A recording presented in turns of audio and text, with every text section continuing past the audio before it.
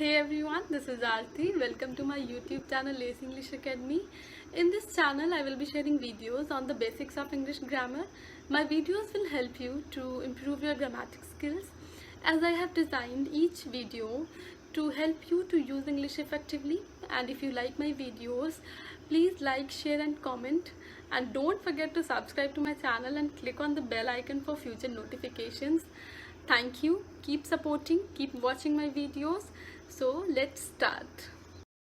As we have discussed about the different parts of speech in the previous video, in this video we will discuss about the noun and its kinds in detail and understand with the help of examples.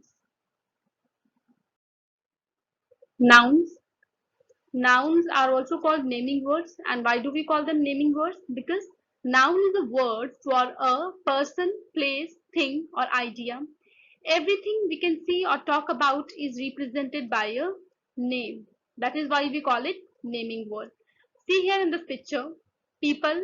So they all have their particular names. Okay, places also have their particular names, and things they also have their particular name.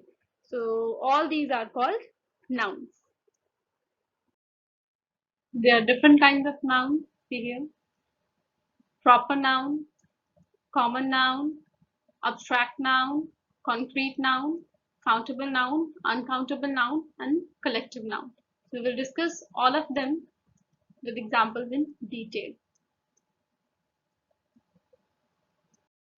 The first kind of noun is proper noun. And what is proper noun? A proper noun is a name which refers only to a single person, place, or thing. And in written English, a proper noun always begins with a capital letter.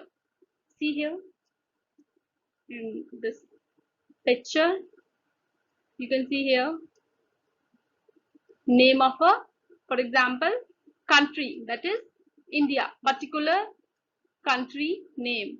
Name of a monument, Taj Mahal. Name of any animal like Simba. Name of any person, Harry Potter. And they always start with their first alphabet, capital. Few more examples are here. Name of a place, Delhi. Name of a person, Sumit. And name of a country, India. Second is common noun. And what do we understand by common noun? See here. A common noun is a name for something which is common for many things, person or places. Example, see here, country, city name, name of any country, common. We call to all the countries, we have given a common name, country. City, a particular name is also there, like Mumbai is a particular name of a city. But to all the cities, if we talk about, then in common we use the term city. Man, woman. See here, there are few more examples. Cat, common name to cat. There are different species of cat. And similarly furniture, there are different furnitures. And flowers, fruits, animals, different animals are there, crocodiles are there, elephants are there, frogs are there. So in common we call them animals. Coming to the proper, see here, now I will just show you the difference between the proper and common noun. Although it is very easy, let's see here. They have a name, they do not have a name. Common nouns do not have a name. See here. If we talk about a car, which car? Name of a car, Audi. Country, name of a country, that is England. Singer, Justin Bieber.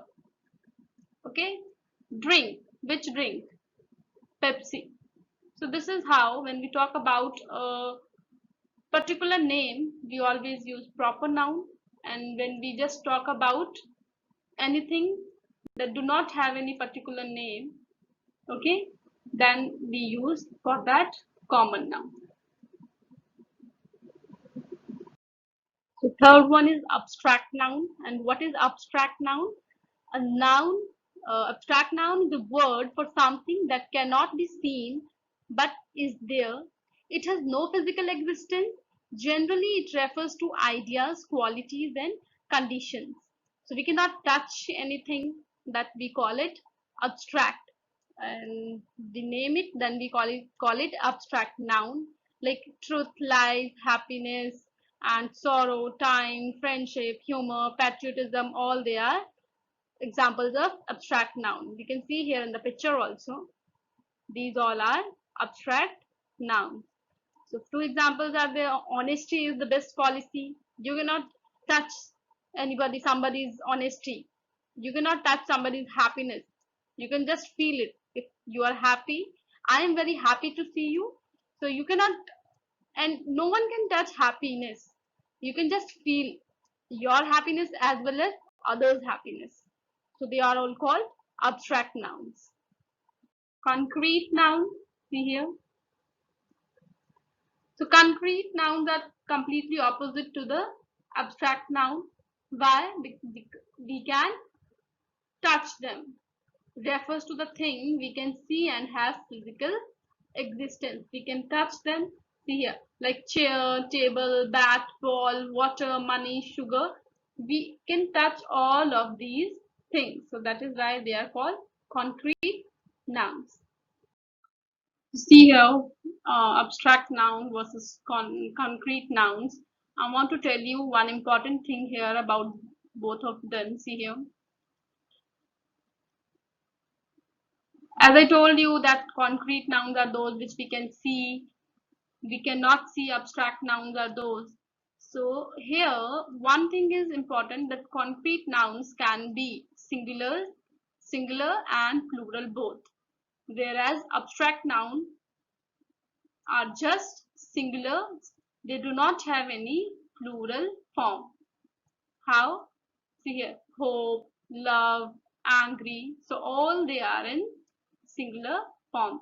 Whereas see here, girl is a concrete noun. You can see, you can touch a girl, you can touch a boy or a table. So girl, they can be in their plural form, girls, boys. Okay. So this is how concrete nouns are both singular and plural, and abstract nouns are just in their singular form. Coming to the countable nouns, so they are also very easy. Those nouns that can be counted are called countable nouns. Countable nouns can take an article A and D. How? See here examples. Chair, table, bat, ball. So all these are countable nouns. How? You can say one chair, you can say two chair, you can say three chair, or one table, two table. So you can count them. Okay. Whereas the other part is uncountable nouns. So uncountable nouns are the nouns that cannot be counted. As the word itself explains, tell us the meaning, cannot be counted or are called uncountable nouns. And what are the examples for uncountable nouns? Like water, sugar, oil, salt. They all are uncountable nouns. You cannot count them, or you cannot say that I need one water, I need two water. So you have to say that if you want to tell about, you want to measure them, you have to say one bottle of water, one tablespoon of sugar. So that is how we use these uncountable nouns. But one thing more I want to tell you here, that the abstract noun and the proper noun, abstract and the proper noun are always uncountable nouns. Abstract, we cannot touch them, we just feel them, and proper noun is always a one part when we talk about a particular thing. So they are always uncountable nouns. Okay. Whereas the common noun and the concrete noun, they can be both uh, countable, uncountable and countable. Okay. Let's see, we'll see in examples.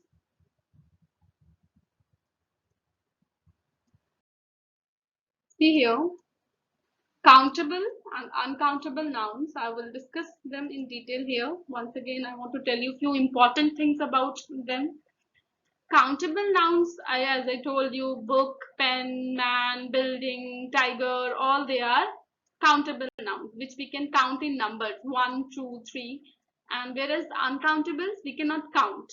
See here, coffee, water, salt, sugar, love, advice, all they are abstract nouns. As I told you earlier, abstract nouns are also uncountable nouns and proper nouns also.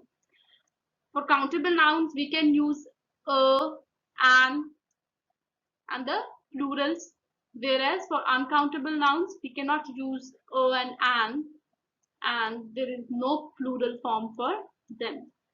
And to count them, we cannot say to count, but to measure them we can use these words with them, like glass, a glass of water, a cup of coffee, a tablespoon, one tablespoon of sugar, kilograms, liters. So all these are the measurements we can use them, use with the uncountable nouns. When we talk about the countable nouns, we use the statement how many. Okay, how many books, how many pens, how many buildings. But here in the uncountable nouns, we use to talk about them. We use how much salt, how much sugar, how much water. Okay, see here, the very important thing when we talk about the countable nouns, with countable nouns we use terms such as a few, many, fewer. Okay, they are particularly used with only countable nouns, these terms, whereas this a lot of, some, more, they can be used both in countable with both with the countables and uncountable nouns. See here, but a little, much, and less, they are always used with uncountable nouns. Grammatically, if you use less with countable nouns, that is not correct. Okay.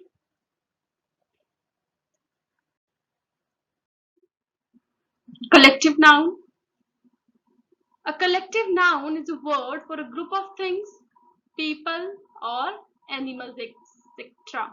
How we use this collective noun? See, family, example, team, jury, kettle. So all these are the words which we use for a group of person.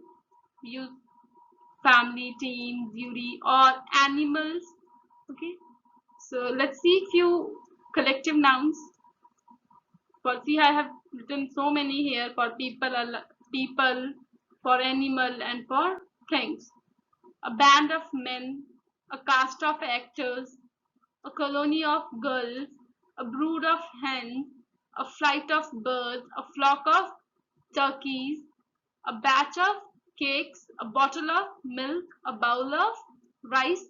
So this is how these words are, what we call them. These are called collective nouns. So you have to just go through all these collective nouns. Okay, take your time and go through all of them. See here, what are the functions of noun now? So the noun can have multiple functions. It can be used as subject, it can be used as this direct object, it can be used as adverb, adjective, possession. See here, for subject, let's see examples. The company is doing great. So here, this noun is used as a subject. Roses are the flowers of love. So here roses are nouns. So they both are subject in these sentences. In the second sentence here, second type function, sorry. I finally bought a new mobile. So here this is noun is used as a object, direct object. Somewhere it can be indirect object also. Adverb. See here, the train leaves today. So these are today, as I have told you yesterday, all they are adverbs. Adjectives. The office building faces the mall. So here you can see the noun is used as the adjective. Okay. Possession. The lion's cage is dangerous. My brother's daughter is adorable. So you can see here apostrophe s talks about the possession. So nouns can be used as a function as a possession in sentences. So this was all about the nouns and its kinds. Thank you for watching. Keep supporting. Please like, share and subscribe to my channel. Thank you.